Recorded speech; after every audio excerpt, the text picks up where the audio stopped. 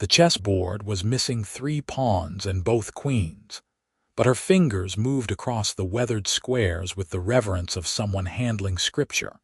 And Isaac Nolan knew the moment he saw her through the dusty window of the trading post that his life was about to change forever.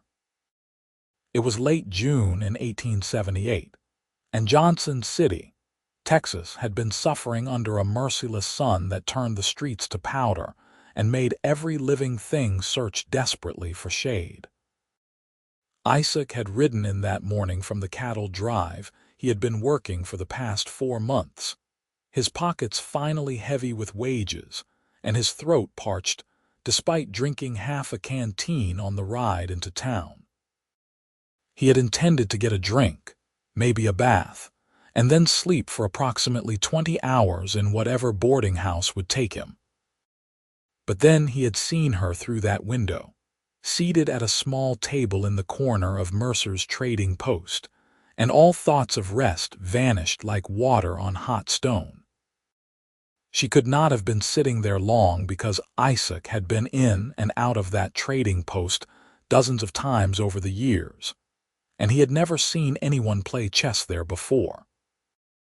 Most folks in Johnson City spent their time at the saloon if they wanted entertainment, or at the church if they wanted salvation. Chess was not a game that cowboys and ranchers typically concerned themselves with.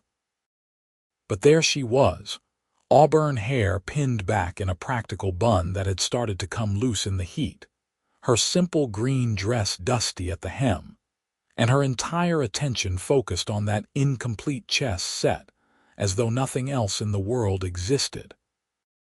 Isaac tied his horse to the hitching post and pushed through the door. The little bell above jangled, and old Tom Mercer looked up from behind his counter, where he had been tallying accounts in his ledger. Tom's expression was knowing and slightly amused. "She has been sitting there for 2 hours," Tom said quietly, "playing both sides. Had to explain to Sheriff Crawford that she was not causing any trouble when he wandered through. He seemed to think a woman sitting alone in public must be up to something scandalous." Isaac barely heard him. He was already crossing the creaking floorboards toward her table. She looked up when his shadow fell across the board, and he saw that her eyes were the color of honey in sunlight, intelligent and cautious. "Mind if I sit?" Isaac asked, removing his hat.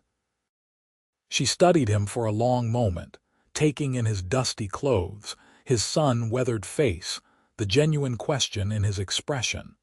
Most men in Johnson City would have simply sat without asking. Finally, she gestured to the chair across from her.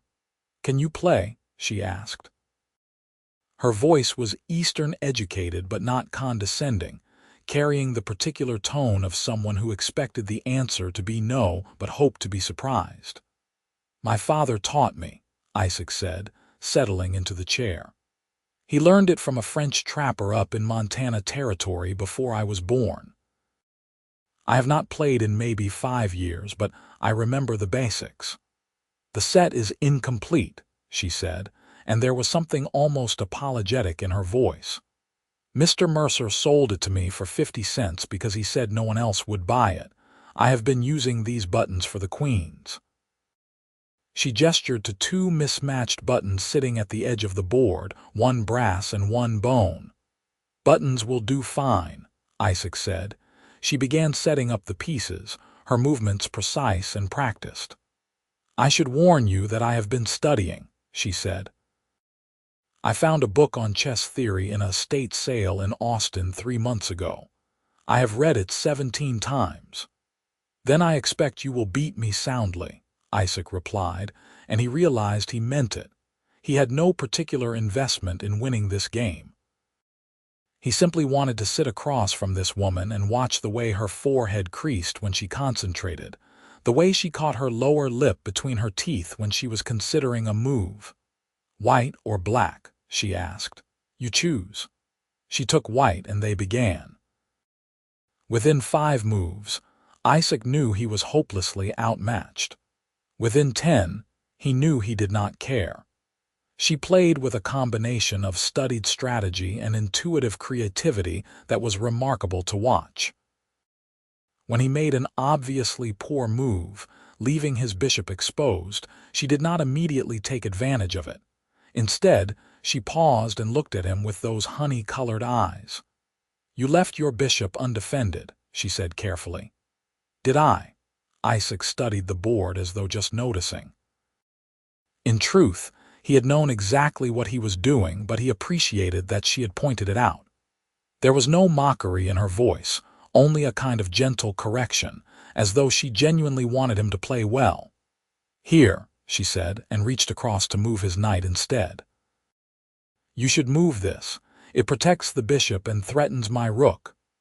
"Are you not supposed to let your opponent make his own mistakes?" Isaac asked, though he was smiling. "I suppose so," she admitted, and a faint blush colored her cheeks.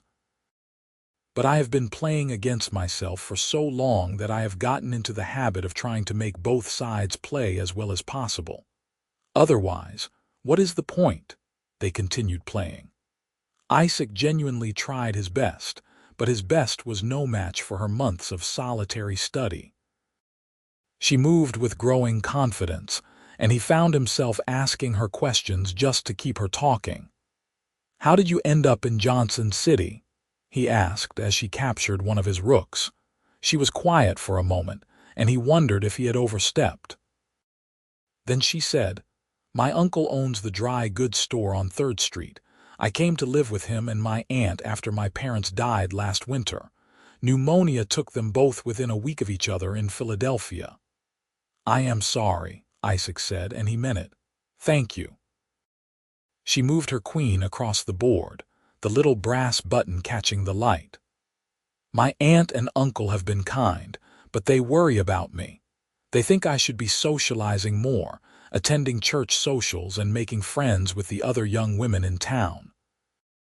But most of those women are interested in discussing whose beau is the most handsome or which fabric is most suitable for Sunday dress. I find it difficult to engage." "And so you bought a broken chess set and taught yourself to play," Isaac said. "I needed something to occupy my mind," she said simply. "Something that required real thought. Check." Isaac looked down at the board and saw that she had maneuvered her pieces into a position from which there was no escape. He could prolong it by a few moves, but the outcome was inevitable. "That is remarkable," he said sincerely. "What is?" "You learned that from a book, in 3 months, without anyone to practice against or anyone to teach you the subtleties." She looked pleased and embarrassed at once. "The book is very thorough, and I have a lot of time to think through the strategies. Your move." Isaac moved his king, delaying the inevitable. "I am Isaac Nolan," he said. "I work cattle drives mostly, but I have a small claim about 15 miles north of here that I am trying to build up when I can. I have been meaning to settle down for a few years now, but it has been slow going. Prudence Reeves," she said, and then moved her bishop. "Checkmate." Isaac studied the board and then laughed, a genuine sound of delight. "I barely lasted 20 minutes. 23, she corrected, then looked worried. "I hope I did not make you feel bad. You played well considering how long it has been." "Miss Reeves, I feel the opposite of bad," Isaac said. He met her eyes across the board. "Would you be willing to play again sometime? I promise to provide more of a challenge once I shake the rust off." She began resetting the pieces, and there was something almost shy in the way she would not quite look at him. "I am here most afternoons," she said. "My uncle gives me an hour while he manages the store. He thinks I am taking a constitutional walk for my health. And instead, you are sitting in a trading post teaching yourself chess," Isaac said. "And now, perhaps teaching you," she replied. And when she smiled, Isaac felt something in his chest constrict in a way that had nothing to do with the heat or the dust or the long months on the trail. They played again. This time, Isaac lasted nearly 40 minutes, and he managed to take 3 of her pieces before she cornered his king in an elegantly executed maneuver that seemed to come from nowhere. By the time they finished, the sun had shifted and was pouring through the western windows in long, golden streams. Prudence glanced up at the old clock on Mercer's wall and stood quickly. "I have to go," she said. "My aunt will worry if I am late for supper." "Tomorrow?" Isaac asked, standing as well. She hesitated, then nodded. "Tomorrow, same time." He watched her go, noticing the way she walked with purpose, even though she was clearly tired, the way she tucked a loose strand of hair behind her ear as she stepped out into the brutal sunshine. Tom Mercer cleared his throat meaningfully from behind his counter. "That girl has been coming in here every day for 2 weeks, Tom said.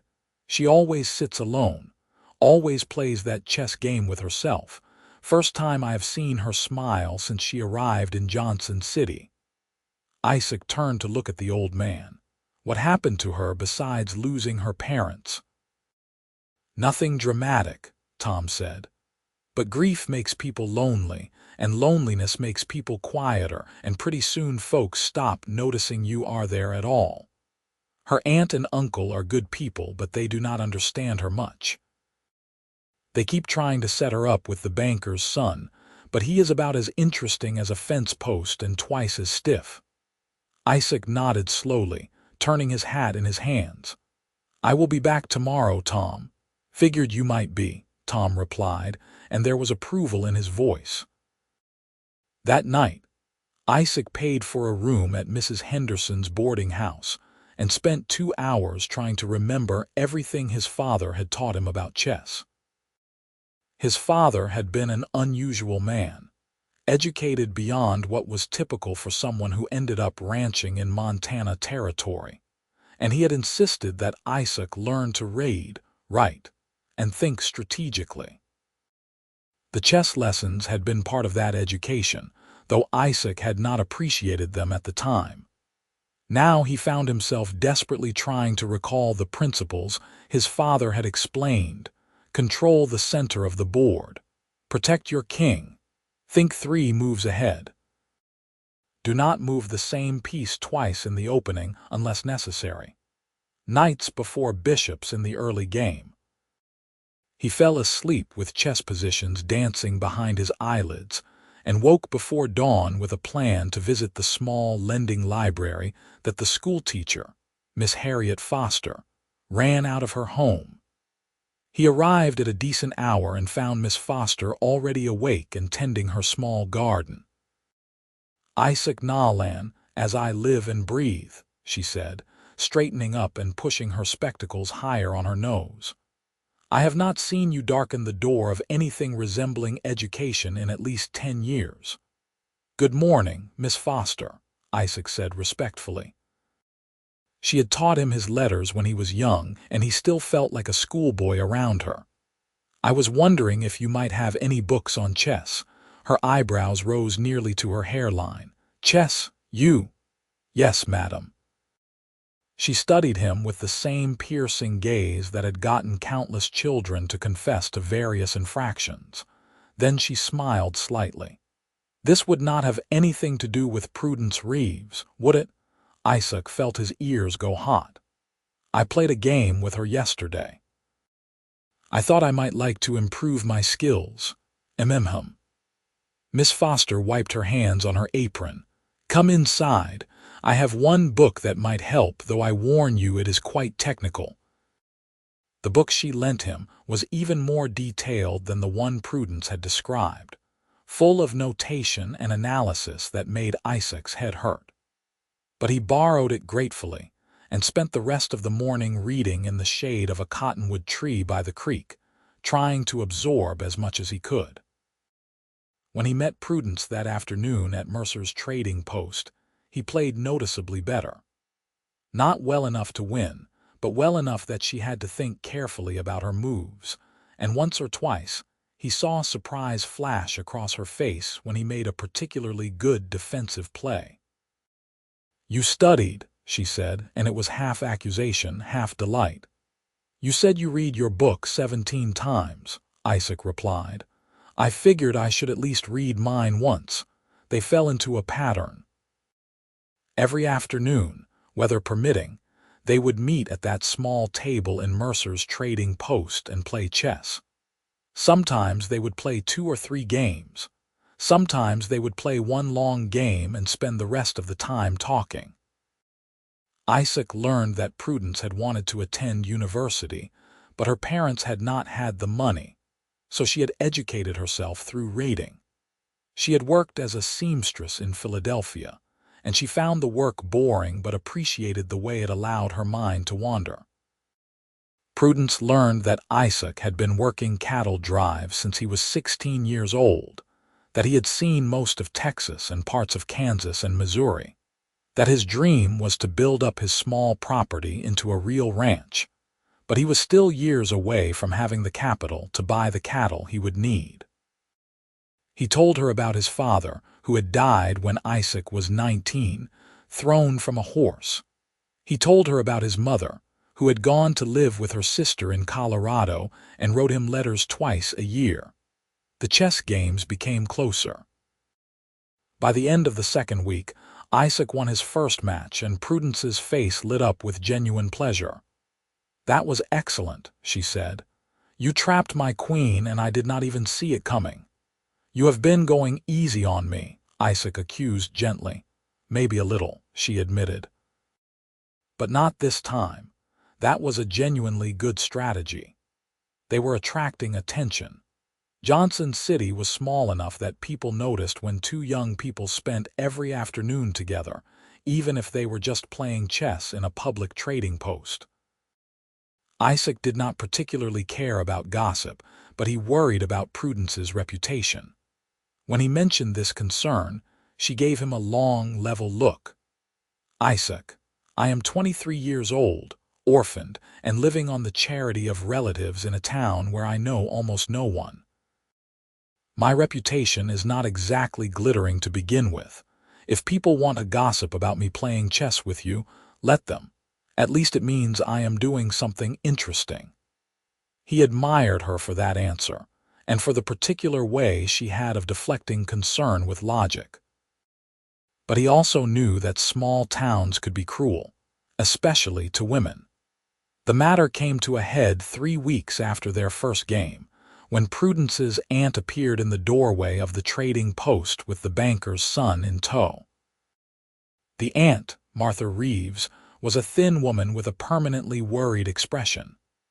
The banker's son, whose name was Cornelius Whitfield, was exactly as Tom had described, stiff, boring, and clearly uncomfortable. Prudence, Martha said, her voice carrying across the store.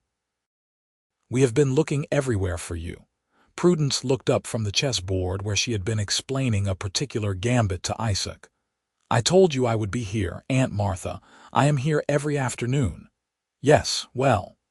Martha's eyes flickered between Isaac and her niece. Mr. Whitfield has kindly agreed to escort you to the church social on Friday evening. Is that not generous of him?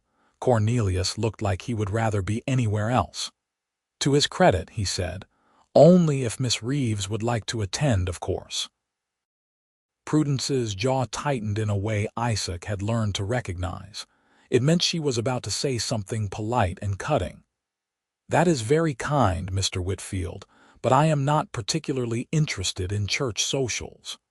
Prudence, her aunt said, and there was a note of desperation now. You cannot spend all your time sitting in here playing games. People are talking.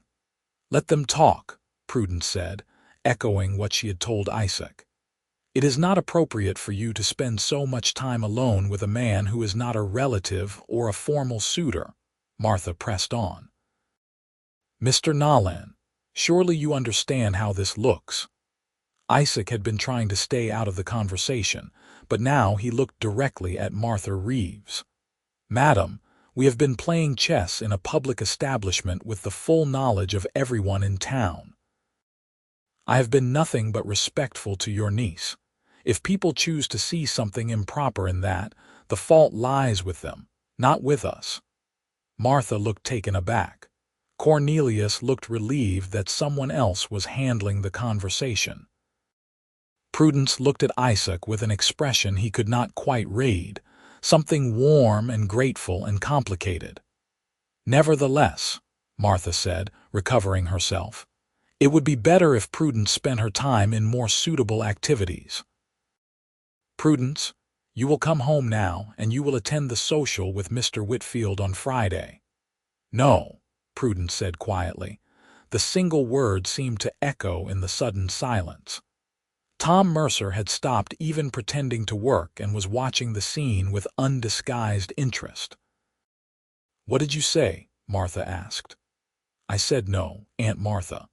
I am grateful for everything you and Uncle Henry have done for me, truly I am. But I am an adult, and I will decide how I spend my time. I enjoy playing chess with Isaac. He is intelligent and kind, and he treats me like a person rather than a problem to be solved. I will not attend the church social, and I will continue to meet him here every afternoon if he is willing." Isaac's heart was beating very hard. He stood up from his chair. "Miss Reeves, I would be honored to continue our games.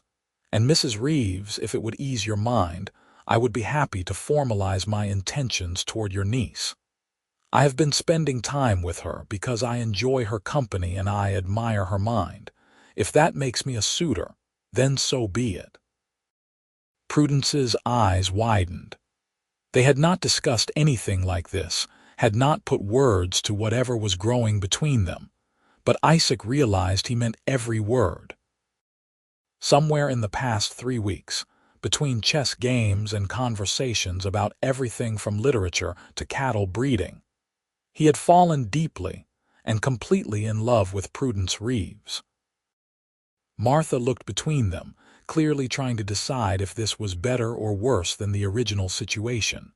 Finally, she said, "Mr. Nolan, perhaps you should call on my husband at the store tomorrow. You can discuss this matter properly." "I will be there at 10 o'clock, Isaac said. Martha swept out, dragging the grateful Cornelius Whitfield with her. The door banged shut behind them. Prudence and Isaac stood looking at each other across the chessboard. "You did not have to do that," Prudence said finally. "I know," Isaac replied, "but I wanted to." "Prudence, these past 3 weeks have been the best of my life. I look forward to our games all morning. I spend my evenings thinking about the things you said. You are brilliant and funny and strong, and I would count myself the luckiest man in Texas if you would allow me to court you properly." She was quiet for a long moment, and he watched emotions flicker across her face too quickly to name. Then she said, "I never expected to feel this way again. After my parents died, I thought I would just exist, just move through the world without really engaging with it. But then you sat down across from me and asked if you could play, and you lost without any embarrassment, and you came back the next day with a book you had borrowed to get better. Isaac, I started looking forward to the afternoons too. I started caring about something again." He reached across the table, and she met him halfway, their hands joining over the chess pieces. Her fingers were warm and slightly calloused from sewing, and they fit perfectly in his. The meeting with Henry Reeves the next morning was less dramatic than Isaac had feared.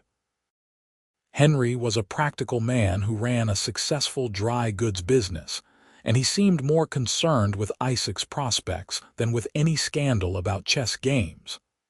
"I will be honest with you, Nolan," Henry said, leaning back in the chair behind his desk. "Martha and I have been worried about Prudence. She is a good girl, smart as a whip, but she has been drifting since she arrived here. She does not connect with the other young people in town. We thought maybe Cornelius Whitfield might suit her because he is educated and comes from a good family, but it is clear she has no interest in him." "No, sir, I do not believe she does," Isaac agreed. "Now, you are a cowboy," Henry continued.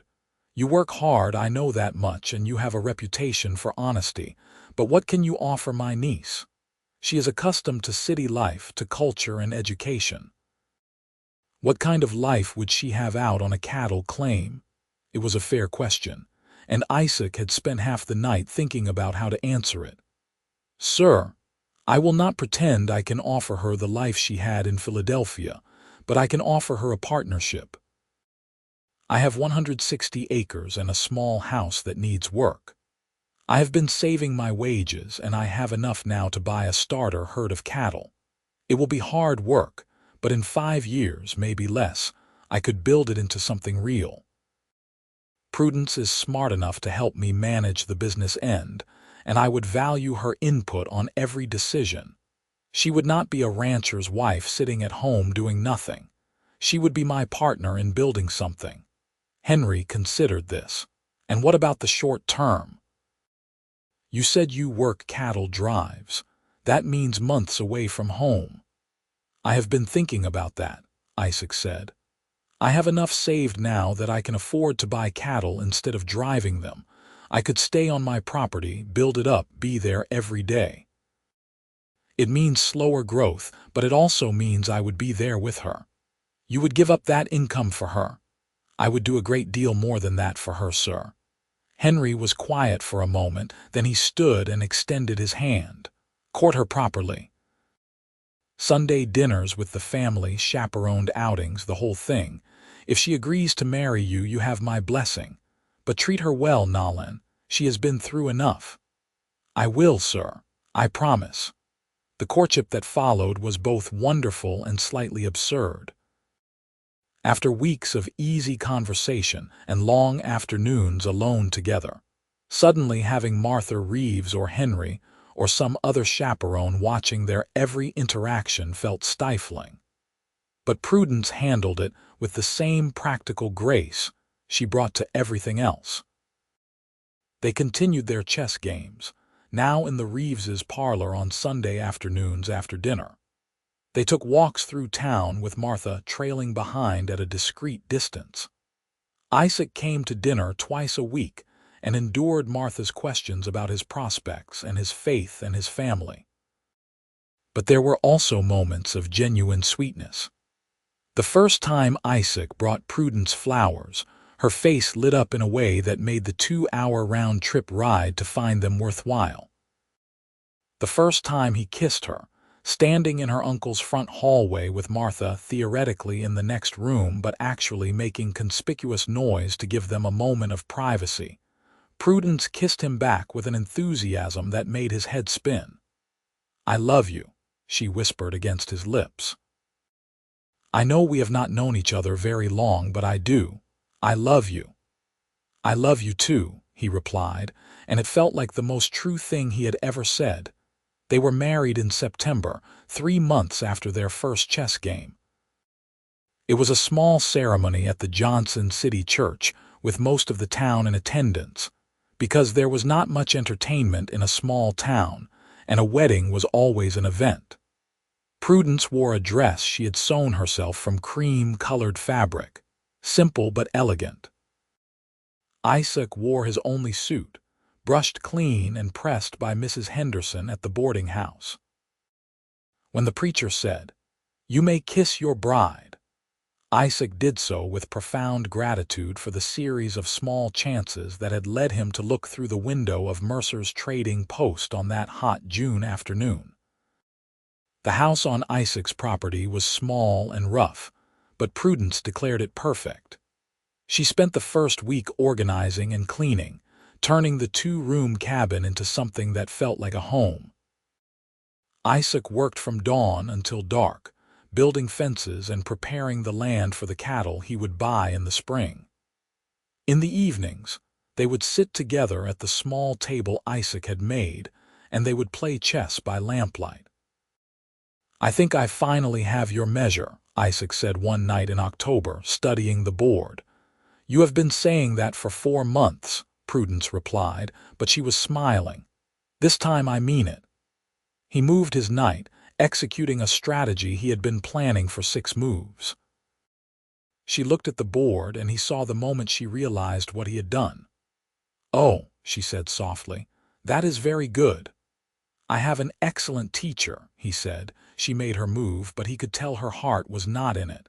She was letting him win, he realized, and something about that felt wrong. "Play for real," he said gently. She looked up at him. "What? You are letting me win? I can tell. Prudence, I do not need you to let me win. I just need you to play with me." For a moment he thought she might deny it. Then she laughed, a sound of pure delight. "You have gotten very good at reading me. I have had practice." She reset the pieces and they played again, and this time she did not hold back. He lost, but it was close and they were both laughing by the end. The winter was hard. Texas winters were not as brutal as the ones Isaac remembered from his childhood in Montana, but they were cold enough, and the little cabin was not well insulated. They burned through wood faster than Isaac had anticipated, and there were nights when they huddled together under every blanket they owned. But even those nights had a kind of magic to them, lying in the darkness and talking about their plans for the future. "I want to build a bigger house," Isaac said one night. "2 stories with a real parlor and a separate bedroom for us and rooms for children when we have them. And a study for you, with big windows and shelves for all the books I am going to buy you." "That sounds expensive," Prudence said practically, but he could hear the pleasure in her voice. "It will take time," he admitted, "but we will get there." "I do not need a big house," she said. "I just need you. You will have both," he promised. Spring came with torrential rains that turned the earth to mud and made work nearly impossible for days at a time. But when the weather cleared, Isaac took his saved wages and bought 20 head of cattle from a rancher who was selling out and moving back east. It was not a large herd, but it was a start. Prudence proved to be exactly the partner Isaac had promised Henry she would be. She took over the accounts, tracking every dollar spent and earned with meticulous care. She learned about cattle, asking questions and reading everything she could find on the subject. When one of the cows developed an infection, Prudence was the one who figured out the treatment from a veterinary manual she had borrowed from the town doctor. "Where did you learn to research like this?" Isaac asked, watching her flip through the book's index. "I taught myself chess from a book," she reminded him. How different could it be? By their first anniversary, they had increased the herd to 35 head, and Isaac had started building a new barn with the help of a few hired men. They were not wealthy by any means, but they were making progress, and more importantly, they were happy. The chess games continued. They played nearly every evening, a ritual that marked the transition from work to rest. Sometimes they played in companionable silence. Sometimes they talked through the entire game. Isaac had improved to the point where he won about 1 game in every 3, and those victories felt earned. One evening in late summer, after a game that had lasted nearly 2 hours and ended in a stalemate, Prudence sat back and said, "I am pregnant." Isaac looked up from the board where he had been resetting the pieces for another game. For a moment he could not quite process the words. Then he was around the table and pulling her into his arms. "Are you certain?" he asked. "As certain as I can be," she said. "I was going to ride into town tomorrow to see Dr. Palmer and confirm it, but all the signs are there." "When?" "February, I think. Maybe early March." Isaac held her, feeling the way his world had just expanded to include this new possibility. "We need to build that bigger house faster," he said. She laughed. "We have time." But Isaac attacked the project with renewed energy. He hired more help and worked longer hours, and by the time the weather turned cold again, they had a new house. It was not the 2-story mansion he had promised, not yet, but it was larger and warmer and more solid. There was a real bedroom for them and a small second room for the baby, and Prudence declared it perfect. The pregnancy was not easy. Prudence was sick most of the first 3 months, and Isaac felt helpless watching her suffer. But she bore it with characteristic practicality, saying that it was temporary and would be worth it. By the time she started to show, Her energy had returned, and she was back to managing the ranch accounts and making plans. They still played chess, though Prudence had to shift her chair back to accommodate her growing belly. Isaac won more often during this period, and he suspected she was tired more than she admitted, but he did not call her on it. If she needed to let him win sometimes, he could accept that. Their son was born on a freezing February morning in 1880, delivered by Dr. Palmer with Martha Reeves assisting. Isaac paced outside the bedroom for hours, listening to Prudence's muffled cries and feeling utterly useless. When he was finally allowed in and saw Prudence holding a tiny red-faced infant, he felt tears running down his face. "His name is Henry Isaac Nolan," Prudence said, her voice hoarse with exhaustion. "Henry for my uncle and Isaac because he should have part of you." "He is perfect," Isaac said, touching one tiny hand. "You are perfect. I love you so much." "I love you too," she whispered. "Now come here and hold your son." Parenthood was terrifying and exhausting and wonderful. Henry was a colicky baby who seemed to cry constantly for the first 2 months, and Isaac and Prudence took turns walking him around the house at all hours. The chess games became less frequent, squeezed in during rare moments when Henry napped, but they found a new rhythm. Isaac learned to work with one ear always listening for crying. Prudence learned to manage the accounts with Henry strapped to her chest in a sling she had sewn. They were tired all the time, but they were also happier than Isaac had imagined possible. As Henry grew into a chubby, curious baby, Isaac expanded the ranch. He bought more land from a neighbor who was retiring, adding another 80 acres to their property. The herd grew to 70 head, and Isaac hired 2 permanent ranch hands to help manage them. The ranch was no longer just a dream. It was a real, functioning operation. On Henry's first birthday, they invited both their families for a celebration. Martha and Henry Reeves made the trip from Johnson City, as did Isaac's mother from Colorado, whom Prudence had never met. Isaac's mother, Catherine, was a tall, spare woman who looked like she had been weathered by hard years, but her face softened when she held her grandson. "He looks like you did at this age," she told Isaac. "Same serious expression." "Isaac is still serious," Prudence said with a smile. "Except when he is losing at chess. Then he gets this little crease between his eyebrows." "She beats me about 70% of the time," Isaac said.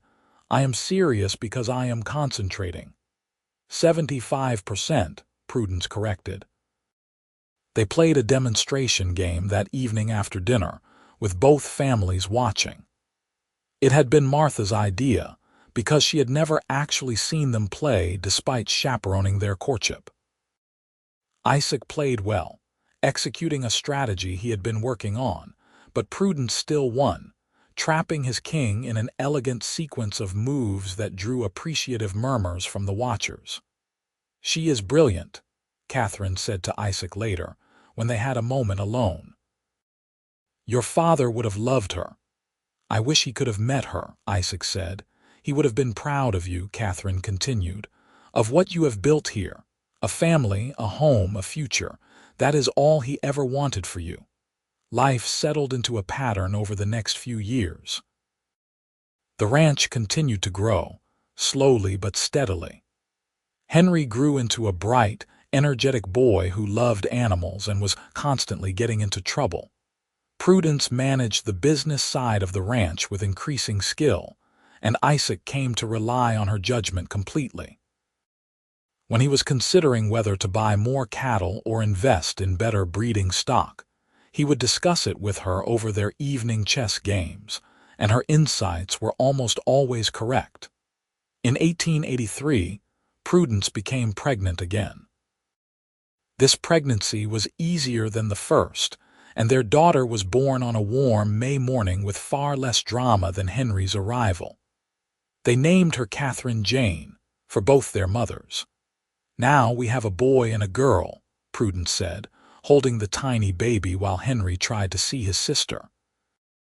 "Our family is complete. If this is complete, I am the happiest man alive," Isaac said, but fate had other plans. In 1885, Prudence discovered she was pregnant again, a surprise that left them both laughing in disbelief. Their third child, another boy they named Thomas after Tom Mercer, who had provided the setting for their first meeting, arrived in early 1886. "I think 3 is enough," Prudence said firmly, and Isaac heartily agreed. The house was bursting with noise and chaos now. Henry was 6 and Catherine was nearly 3, and Thomas was a newborn who seemed to cry even more than Henry had.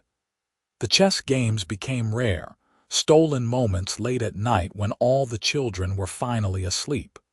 But they were precious because of their rarity. One night, after a particularly chaotic day involving a broken fence, a sick cow, and Thomas refusing to nurse, Isaac and Prudence finally sat down at their chessboard at nearly midnight. They were both exhausted, but Prudence set up the pieces with the same careful precision she always used. "Remember when this was easy?" she asked. "When we could play for hours without interruption?" "I remember when I thought I was tired after a cattle drive," Isaac replied. "I had no idea what tired meant." They played quietly for a while, and Isaac realized he was winning. Really winning, not because Prudence was letting him, but because he had genuinely outmaneuvered her. When he captured her queen, she looked at the board in surprise. "I did not see that coming," she admitted. "I have had a good teacher," he said. She smiled at him across the board, and in the lamplight, she looked exactly as she had that first day in Mercer's trading post. Focused, intelligent, beautiful. "Checkmate," Isaac said softly, moving his rook. Prudence studied the board, then tipped her king over in surrender. "That was excellent. You have finally surpassed me." "Never," Isaac said. "We are equals now, partners like I always wanted." "Partners," she agreed and reached across the board to take his hand. "In chess and in everything else." The years passed. The children grew. Henry showed an early aptitude for ranching and followed Isaac everywhere, asking endless questions about cattle and horses and land management. Catherine was quieter but equally intelligent, and she inherited her mother's love of reading.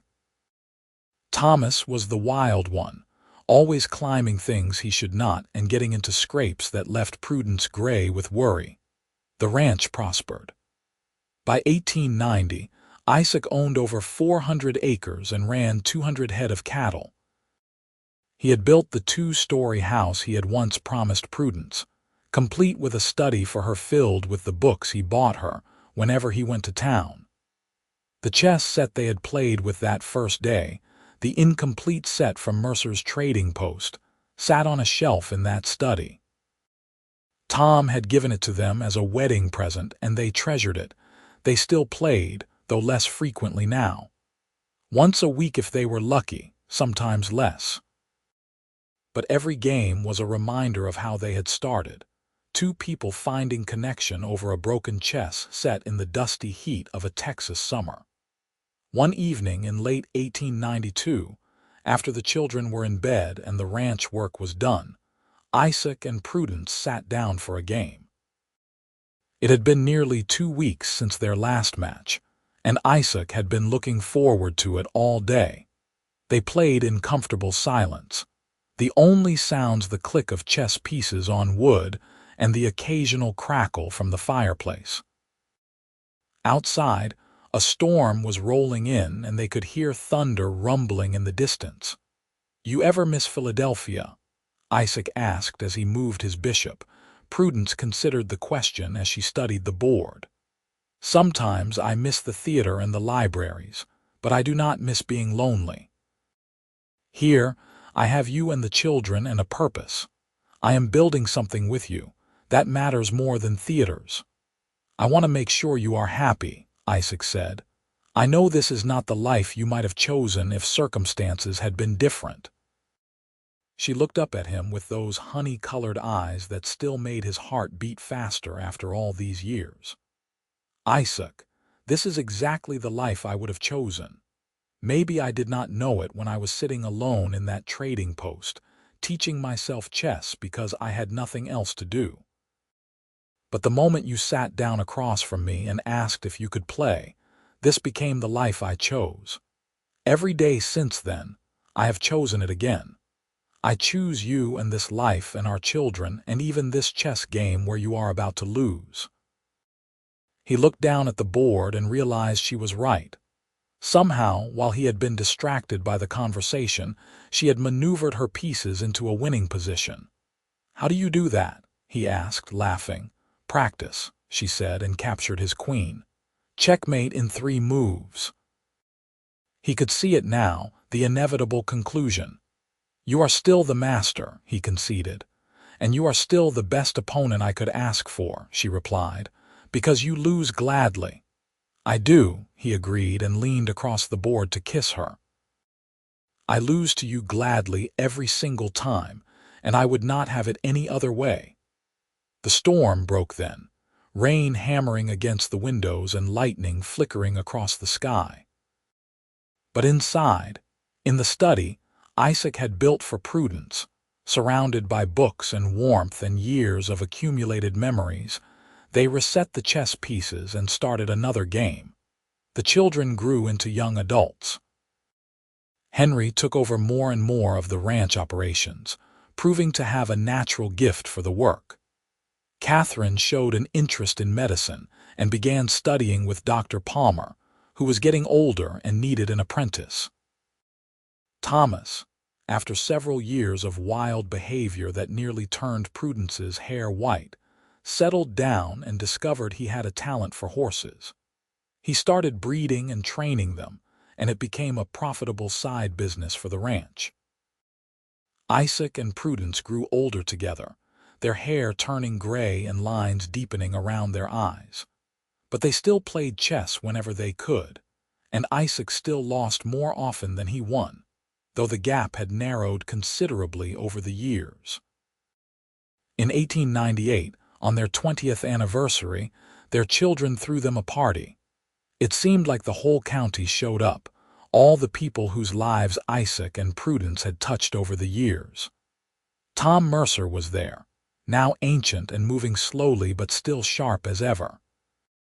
Martha and Henry Reeves were there, both retired from the dry goods business.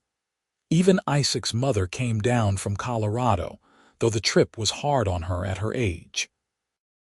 There were speeches and toasts, and Henry Jr. stood up to talk about his parents with an eloquence that surprised everyone, including himself.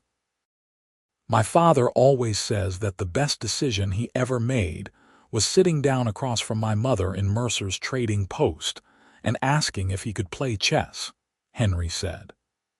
"And my mother always says the best decision she ever made was saying yes. They taught us that marriage is a partnership, that love is about choosing each other every day, and that losing gracefully is sometimes more important than winning. They built this ranch together, they raised us together, and they are still each other's best friend. That is what we all should aspire to." There was not a dry eye in the house. Late that night, after everyone had gone home and the children were cleaning up, Isaac and Prudence slipped away to their study. The original chess set, the one from Mercer's, was still on its shelf, but they had a complete set now that they used for actual playing. Prudence set up the pieces while Isaac poured them each a small glass of whiskey. 20 years, Prudence said wonderingly. "How did that happen so fast?" "I have no idea," Isaac admitted. "It feels like yesterday that I was trying to remember how nights moved because I wanted to impress you." "You did impress me," she said. "Not because you were good at chess, but because you were willing to lose and come back and try again. That told me everything I needed to know about your character." They played slowly, savoring the game and the quiet after the chaos of the party. Prudence won, but only by a narrow margin, and Isaac suspected she had made a deliberate mistake at one point to keep it interesting. "I saw what you did there," he said, pointing to where she had moved her rook 3 moves earlier. "You should have taken my knight." "Should I have?" she asked innocently. "You wanted to prolong the game." "Maybe I just wanted to spend more time sitting here with you," she said. "Is that so wrong?" He reached across the table and took her hand. "I love you," he said. "I have loved you since the day you tried to teach me chess theory while beating me soundly. I will love you until the day I die." "I love you too," she replied. "You are the best thing that ever happened to me, Isaac Nolan. You and our life together." They sat there holding hands across the chessboard as the candles burned low. And Isaac thought about the incredible luck that had brought him to look through that window on that hot June day so many years ago. Everything good in his life had stemmed from that one moment, that one decision to walk through the door and ask a lonely woman if he could play chess.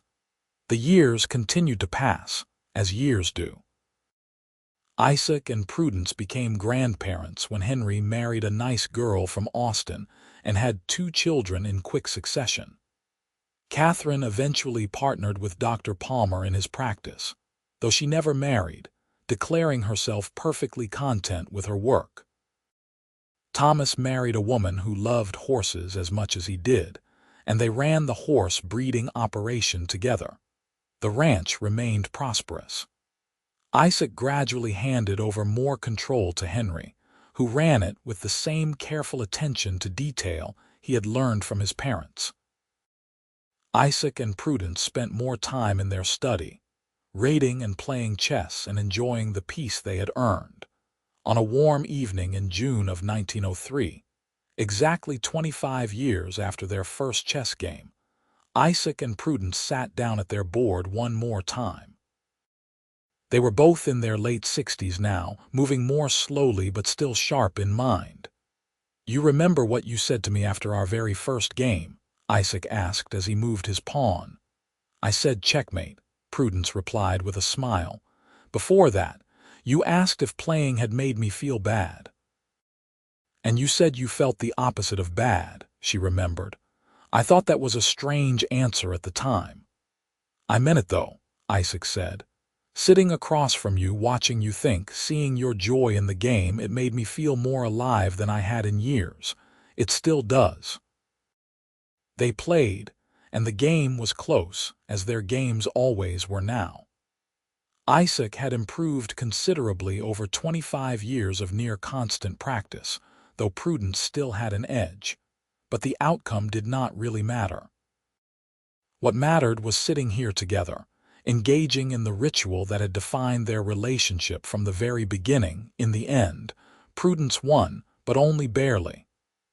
Isaac smiled as he tipped his king over.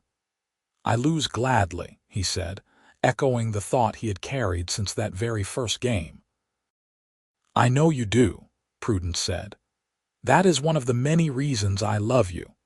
They held hands across the chessboard as the sun set outside their window, painting the sky in shades of gold and crimson.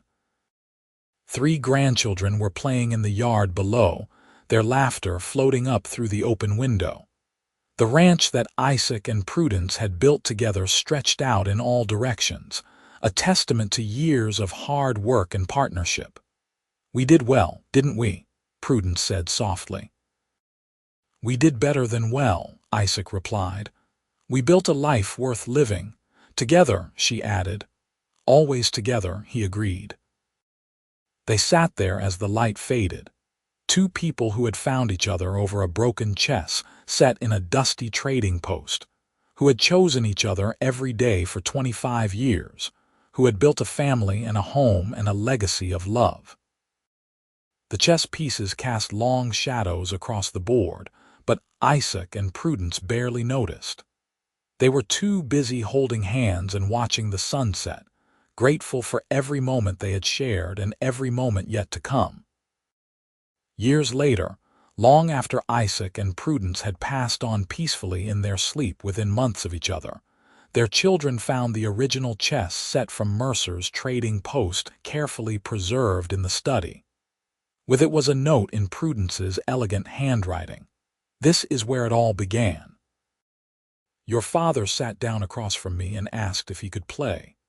He lost that first game, and every time I beat him after that, he would smile and say he lost gladly. That is love, children. Finding someone you can lose to gladly, knowing that in all the ways that matter, you have already won." The chess set was passed down through the generations, along with the story of the cowboy who found a woman teaching herself chess alone and sat down across from her, losing gladly and winning everything that mattered in the process.